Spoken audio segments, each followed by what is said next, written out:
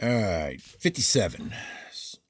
Sulpicius soon after said, Shall we then suffer Caesar, who, though he allows wit to Crassus, is yet himself far more intent on acquiring a character for it, to exempt himself from explaining to us the whole subject of humor, what is the nature of it, and from whence derived, especially as he owns that there is so much efficacy and advantage in wit and jesting. What if I agree with Antonius, rejoined Caesar, in thinking that art has no concern with wit? As Sulpicius made no remark, as if, said Crassus, art could at all assist in acquiring those talents in which Antonius has been so long speaking. There is a certain observation to be paid, as he remarked, to those particulars which are most effective in oratory.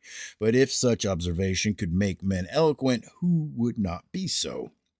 For who could not learn these particulars, if not with case, at least in some way? But I think that of such precepts the use and advantage is not that we may be directed by art to find out what we are to say, but that we may either feel certain as to what we attain by natural parts, by study, or by exercise, that is right, or understand that it is wrong, having been instructed to what rule the several particulars are to be referred. I therefore also join in the petition to you, Caesar, that you would, if it is agreeable to you, tell us what you think of jocosness in general, lest by accident any part of eloquence, since that is your object, should appear to have been passed over in so learned an assembly in such a studied conversation. Well then, Crassus, replied Caesar, since you require payment from a guest, I will, by refusing it, furnish you with a pretext for refusing to entertain us again, though I am often astonished at the impudence of those who act upon the stage while Roscius is a spectator of their attitudes. For who can make the least motion without Roscius seeing his imperfections? So I shall now have to speak first on wit in the hearing of Crassus, and to teach like a swine, as they say, that orator of whom Cratulus said, when he heard him lately, that other speakers ought to be fed upon hay. Ah, said Crassus, Catullus was joking, especially as he speaks himself in such a manner that he seems to deserve to be fed on ambrosia. But let us hear you, Caesar, that we may afterward return to a remainder of the discourse of Antonius. There is little remaining for me to say, replied Antonius, but I am wearied with the labor and the length of what I have said. I shall repose during the discourse of Caesar, as in some opportune place of entertainment. 58. But, said Caesar, you will not pronounce my entertainment very liberal. For as soon as you have tasted a little, I shall thrust you out and turn you into the road again.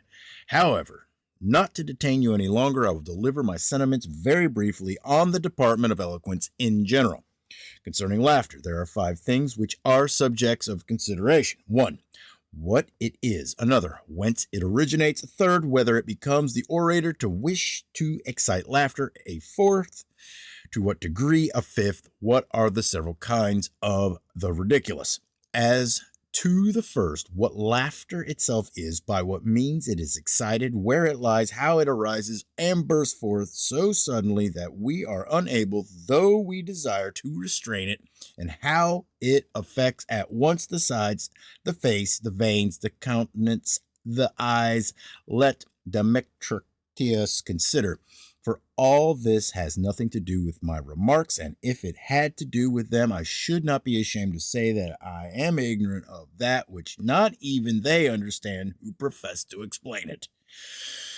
But the seat, and as it were province of what is laughed at, for that is the next point of inquiry, lies in a certain offensiveness and deformity. For those sayings are laughed at solely or chiefly which point out and designate something offensive in an inoffensive manner.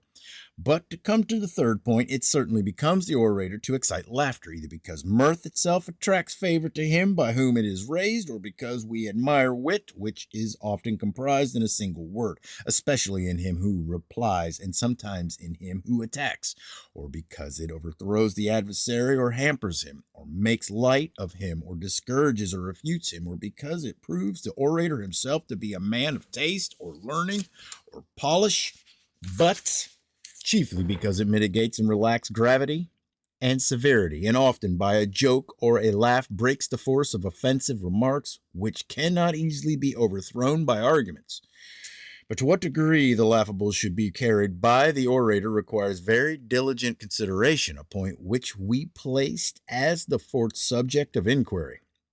For neither great vice, such as is united with crime, nor great misery is a subject for ridicule and laughter, since people will have those guilty of enormous crimes attacked with more forcible weapons than ridicule, and do not like the miserable to be derided, unless perhaps when they are insolent. And you must be considerate too of the feelings of mankind, lest you rashly speak against those who are personally beloved.